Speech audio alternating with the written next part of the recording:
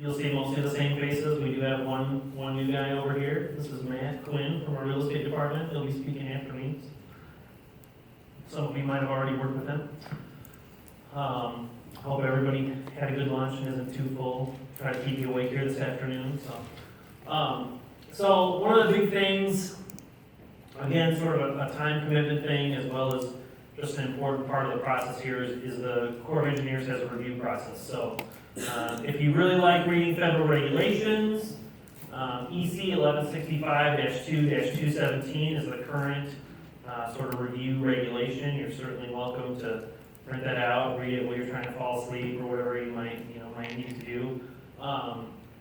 Basically, there's a couple of different reviews that happen, and so we have a 35%, a 65%, and a 100% review on our plans and specs that we try to accomplish to make sure that, again, everybody is on the same page. We all think that we're getting the right solution here. The borrow sites are in the right location. The access roads are in the right location. And so what's really critical is at the end of the PIR stage, we're going to have something that sort of looks like a 35% plans and specs package. It's going to be really simple. It's going to have, here's where the damages are, here's where we want to get material from to fill in those, dips in the levee or breaches or whatever the damages might be. It's really critical that you as the sponsor, I understand maybe you don't want to read through every piece of documentation in the project information report, but those plans and specs, they're going to show you what it is that we're planning on doing on your property. And so we want to make sure as early as possible that if we're looking at a borrow site, that's a landowner that wants to be a borrow site. We're not, you didn't draw your neighbor's house down there and when he sees that, he's going to flip his lid because he didn't know we were going to be digging up his field or something. We don't want those kind of situations. So again, really important that you get a chance to take a look at there. Access routes are pretty critical as well. If there's any sort of like road embargoes that are going to prevent us from driving heavy equipment down them, big trucks, we want to make sure we know that right off the bat so that we can figure out a way that we can get the material from point A to point B if we're hauling material across town or something like that. One of the things, we've got a lot of dredge sites throughout there, so if we're doing sand placement, sometimes we'll try to take from dredge sites and use that for the sand. So if we have to truck sand across your town, we want to make sure that those borrow routes, those access routes, are acceptable to the people that are going to be affected by that. And then we also will do 3 different kinds of reviews. So the district quality control review, that is a technical review that it's predominantly our engineering staff is focused on. So, say that Kyle was your project engineer, he did all the drawings, he did all the calculations, so he's pretty familiar with the project. I'm going to have Tara over there take a look at all of his drawings, all of his calculations, and make sure that he did his math right. Make sure that he's got things laid out the way that they should be. And so then, when you get the drawing set, when it's all said and done, and you're looking at it, you'll see down in the little corner, it'll have, the initials, it'll say designed by, and it'll have Kyle's initials, and then checked by, it'll have Tara's initials, so that you'll know that the project was properly reviewed that way. We also sometimes might have an agency technical review, so that is a review that happens outside of the Rock Island district. So we might send it to Chicago, we might send it to St. Paul, St. Louis. PLA 499 projects are supposed to be putting back what was there.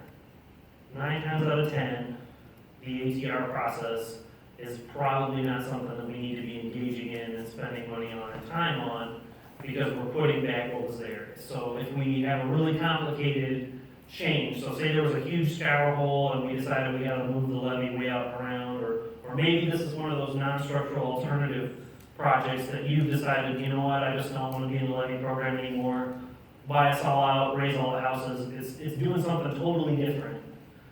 That might be a situation where we do an ATR. So again, we'll take a look at that. You may or may not get engaged on some of those. And then the other one we look at is bidability, constructability, operability, environmental, and sustainability review, BECOS. And so that is just a review again in our internal staff. So we've designed all this, Tara's already checked the calculations, we know that the math's good, we know that the design's good, but now is it practical to actually get out there and do this? So this is kind of the common sense check. So, if a contractor pulls this set of plans up, is it easy to bid? Does it all make sense? There's no confusing language that, well, this might mean this or it might mean this. We'll take a look at that. Is it constructible? So again, that's some of the access route, like, if you said, well, you gotta get from here to there, well, there's no access route, so that doesn't make any sense. So we're looking for those kind of things. Operability, once it's done, can you properly operate and maintain the facility that we're building again? If we're just putting back what was there, shouldn't be a big deal because you're already doing it. And then environmental and sustainability stuff. So again, are we in compliance with all those rules and regulations that Wendy was talking about earlier? And then just sustainability with if there's a better way to do things. So we, again, sponsor review down there in the red. We really need your input on access routes, means and methods. If there's, that there's some really soft spot in the road over there, we'll never be able to cross it or something, so that no, you can't drive semi-trucks back there, you can only drive tandem dump trucks or something like that. I mean, little things like that, things that locally that we might not be obvious to us coming in from the outside. And then any interactions with local landowners, we're gonna wanna go through you guys for that. And then if there's any special rules or regulations in your community that we need to follow, in addition to the basic federal stuff. So 9 times out of 10, we're just pretty focused on federal stuff, but there is every once in a while where we do run into some, local stuff that we do at least wanna take some considerations about. So, that's the review process. I'm not gonna go too much more in depth into it, but again, if you're working on a project and you know that there's a plan set out there, make sure that you've had a chance to look at it and please give us some feedback on it to make sure that it's what you were hoping to see. And with that, Clicker, Thank you. forward, backwards. The computer and the receiver are right up there.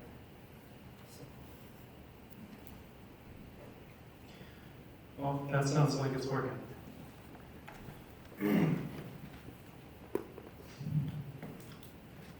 Hi, my name is Matt Quinn. I'm with Rock Island Real Estate. We handle real estate on all these PLA 499 repairs. You're going to find my contact information and that of my team on the last slide here, which I'll leave up when we have some time to do Q&A at the end of the real estate portion. And if you have any questions that I can't give you the answer to today, I'll be asking for your contact info so I can follow up with you when I get an answer. Now, we're responsible for certifying that all the real estate is available before we are able to let one of these repair contracts. In addition to everything else and all the other considerations that you've heard about and are going to hear about today, we also need to make sure that the adequate real estate rights are there in your hands, and then we'll work you through the paperwork where you turn them over to us so that we can perform the contract. Now, we found that there are levy districts who have everything from complete fee ownership of all the lands that are needed to much less than that. We can get by with certain permanent easements. If we don't have fee or permanent easements, then we're going to have to ask you to go out and perform acquisitions of temporary easements. That does not mean that you can't go and get the permanent in advance or go get fee title in advance to be prepared for one of these projects. And I think just right off the top, I'll tell you the smoothest projects that we have from a real estate perspective are the ones where the levy district comes with all the real estate rights in hand, copies of all the conveyance documents that gave you those rights, and are able to just turn it over. Then we have no holdup. When we have to perform acquisitions, that's where we get into some complexities. I'm going to start and jump right into my slides here at the point in the process where there's been an approved project. That means that they've done their investigation and assessment, they've written up a report, They found that there was a federal interest, BC ratio of greater than 1. I think you've heard about that already. It goes up the chain and then we get signed off. That means that there's funding in hand to start with this plans and specs phase. I've got it up here on the right. You can see it's highlighted in red, PNS phase. That's short for plans and specs. That's when we get to pull the trigger on ascertaining and telling you to start any acquisitions for real estate that are necessary for the project. You heard Anthony and others probably talk about how these plans and specs are developed. Now, that's from the engineering perspective. You're going to be getting and seeing some of these maps going around that show here's the route where we're going to run our trucks, here's where the repair areas are. For all of those real estate rights that aren't just running down a public road, we need to see that those are in hand. It's the local public sponsor's responsibility to either have those and turn them over to us or acquire them and turn them over in proper form so that when we send our contractors out there, they're running on lands that are available to support the project. So what's the first thing you're going to hear from us once the project is approved? We're going to be looking for a project cooperation agreement. This is an agreement that we get in every single one of these repair projects. It's what spells out what the share of responsibilities are and costs that fall on the United States Army Corps of Engineers and what the roles and responsibilities are of the public sponsor to get one of these projects done.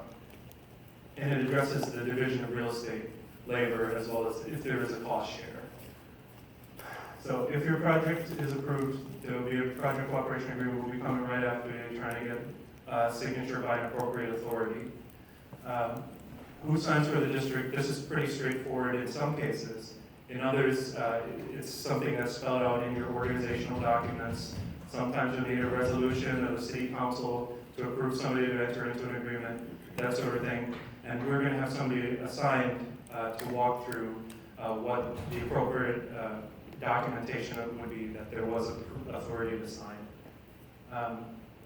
As I mentioned, it spells out the division of labor on the project.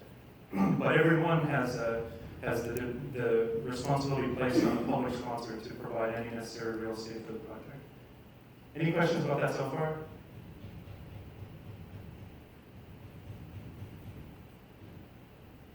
This is just some verbiage I pulled. I think it goes over the same stuff.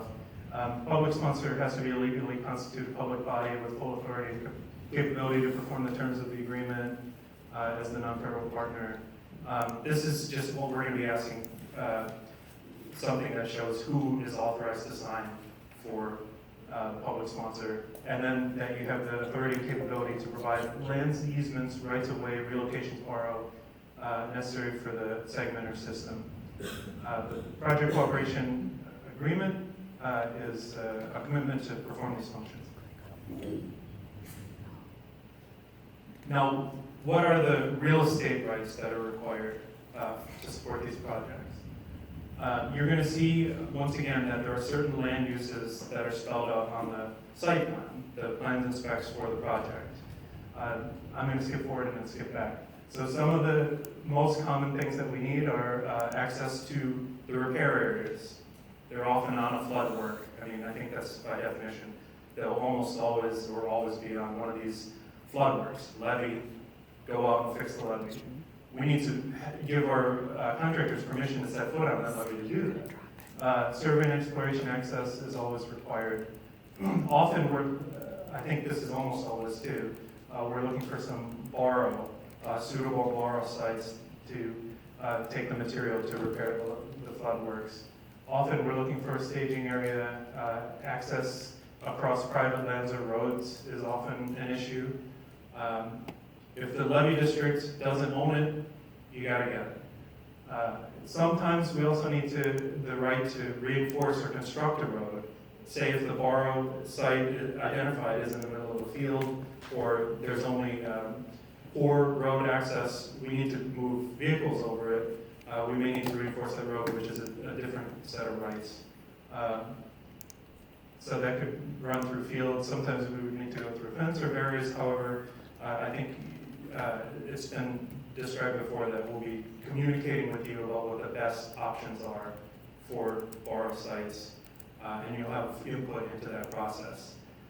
These projects go much more smoothly if there's either borrow already available and identified, or you're able to develop a borrow site that's suitable with willing landowners. So, again, I'm going to be using this term project real estate. It means all the rights that are needed to support the project. It must be provided to the United States Army Corps of Engineers before repairs can begin, and the district is required to provide the necessary real estate at the district's own expense. So for all project real estate, that is those land uses and rights that are spelled out on the site plan and the project plans, the district must either own all the necessary land rights already in fee title or in permanent easements, or you'll need to acquire certain rights per project needs. Every project is different. We can't say with any certainty what the rights are needed are going to be going into it until A, we see the plans and specs, and B, we see what you've already got in hand coming into the project. Typically, if we see that there's some rights that you don't have already, we're going to be directing you to acquire in a temporary easement. However, this doesn't stop you from going out and saying, well, we'll get permanent rights, just so that we don't need to go out and get them next time. You get those permanent rights, you can go there every subsequent repair, and we can shortcut all those future processes. And in fact, if you go out and get them now, it's going to shortcut even this upcoming repair, if you've got one in the works. In all cases, we're going to be looking for certified copies of recorded conveyance documents, unless we've already got copies of them. These are the documents. It's not just maps, they're deeds, or they're sometimes condemnation orders that say that your organization has purchased or has otherwise acquired these parcels of land, either in fee or easement. So where can you find these conveyance documents? If you believe you've already got the lands, they can be found in the sponsor's files. They should also be recorded and available to you at the county recorder's office. So we'll be requesting these early in the process. This is kind of like if you are asked to provide a deed of your house and you don't happen to have one in your files, you can go to the courthouse and ask for a copy.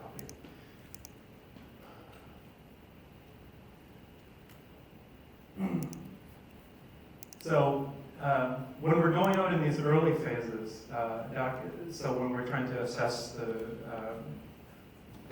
project or assess certain borrow sites to make sure that they're appropriate for use in the project, we may be asking for your help in getting land rights, at least temporary access rights, so that we can go out and survey and perform geotechnical borings. We've got a document that you can go out, or we can go out and just get a signature on it. For those survey phases, we can get by with just a document. We don't need a recordable real estate right to perform those functions. But for everything that has to do with the construction of the project, we do need those recordable rights in hand before we can let the contract. This is some general advice that applies whether you have a project in one of these early phases, whether you have a project and you haven't yet submitted your request for repairs, or even if you're just here or tuning in anticipation that you may have a project one day down the line. We would suggest, we are suggesting that you collect this documentation of your district's formation. So this is something that depends on the laws of your state. Sometimes these laws change over time. Sometimes it takes a court order to create a levee or drainage district. Other times there's different techniques. Usually there's a document that says, now we have a drainage district, now we have a levee district in this county. It'll give you where you're located, and from that point on, there will also be a certain mechanism for electing or appointing new leadership of that drainage district, and also adding lands or changing your footprint. This is one of the things that can help us find out and just ensure that we have appropriate signature authority throughout the process. We're asking and recommending that the sponsors obtain certified copies of the recorded conveyance documents for all the real estate holdings that you currently have, because we're going to be asking for these, and like I said, these projects go a lot smoother if they're already in hand. You just have to turn over the copies of what you own. We always recommend that you be prepared to engage your attorney early in the process. There are some forms for the real estate clearance process that require an attorney's signature, and they can help with other elements of the process. If acquisitions are required, there's some conveyance forms that need to be prepared. It doesn't have to be by an attorney, but they often can be the best first person that you call to start that process. When you get a letter from us, we recommend submitting it to your attorney right away. That is from the real estate folks. And if in the course of your review of what real estate holdings you already have, you discover that there are gaps, that in fact you own this portion here, you can't find the one for this portion, and then you own up along the rest of the levee. Let's say you own part of an access road, but not the whole thing. You may decide that it's appropriate for you to conduct acquisitions just generally, so that you have the permanent real estate rights necessary to support operation and maintenance of your flood works on an ongoing basis. And again, shortcuts for PL 84.9 repairs. This is a list of the documents that we look for. Once there is a project approved, there's going to be a realty specialist assigned to your project. We've got all these forms in our files. We pull the right ones, and we're happy to walk you through them. So we already mentioned the cooperation agreement. I guess we don't have to get into all of them, but we already talked about documentation of the district's legal status, that it has, that there's somebody authorized to sign on behalf of your drainage and levee district. We're asking for copies of whatever real estate rights that you have that might be useful to support the project. And then this is the list of forms that we use to certify that the real estate is available.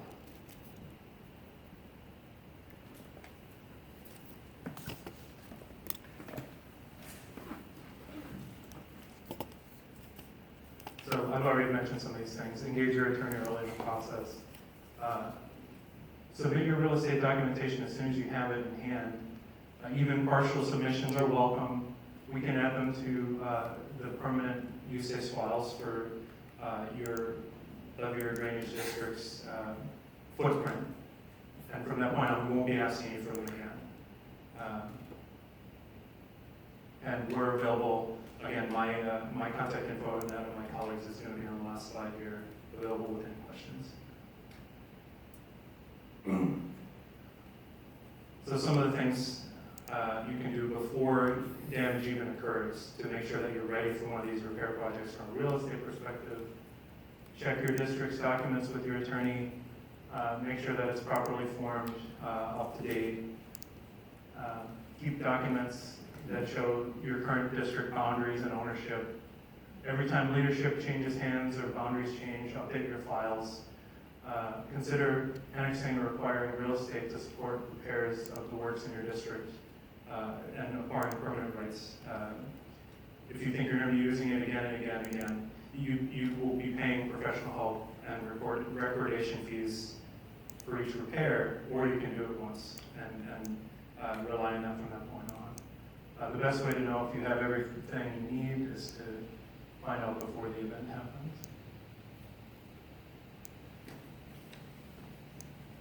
Any questions about presentation or general real estate issues? Are you talking about non-federal projects? Because we're a federal project, federally built. So we've already provided you the real estate information and our formation of our district when our levy was built in 1985. So I'm confused. I think when I mentioned if we have it in our files, we won't need it again. But when one of these projects begins, we perform a review of our files to see what's available. Okay, so how do we, who should I call to find out, because we'll probably need some, for help, before anything help, so who do I call to ask if we have the right information? District. You can feel free to contact any of us. If there is a project that's in the works, we would have somebody assigned to it. Okay. And they right away will be getting up to speed on what is available in our files. We have found that it pays to be cautious about what real estate rights are actually out there. So we perform a review of all the available documentation. If we think it's out there but we can't prove it, we may need to go to the courthouse or that sort of thing, just to make sure that all those real estate rights are actually in hand. Does that help you? So as far as who to ask, you can contact me. I'm Matthew Quinn up here. I can let you know if there's somebody else assigned to your case. You can contact any of us, and we should be able to do the same. Okay, thank you. And also, your project manager will know who else is on the team.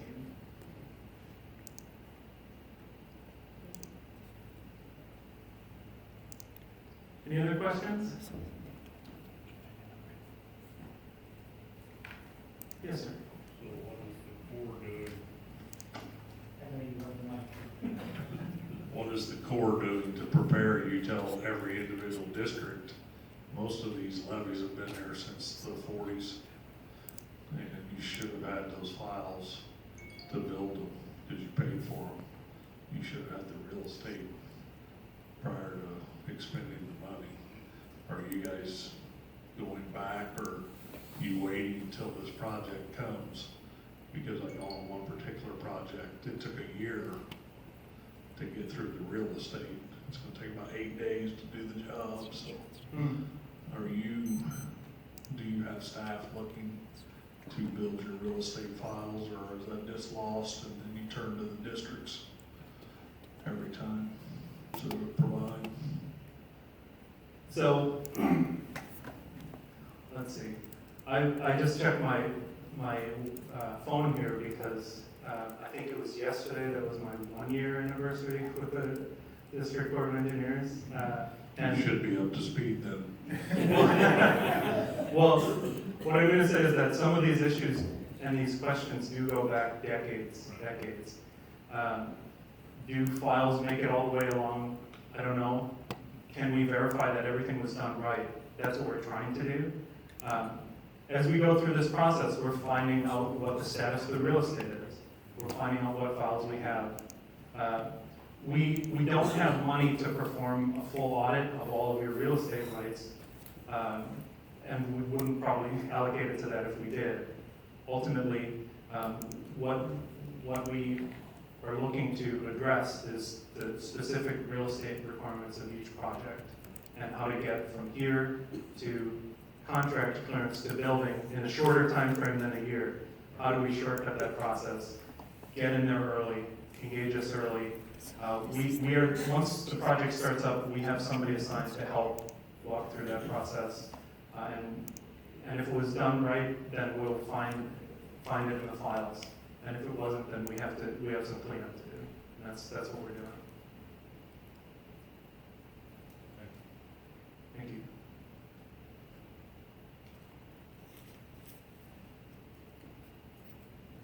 All right. Thanks very much.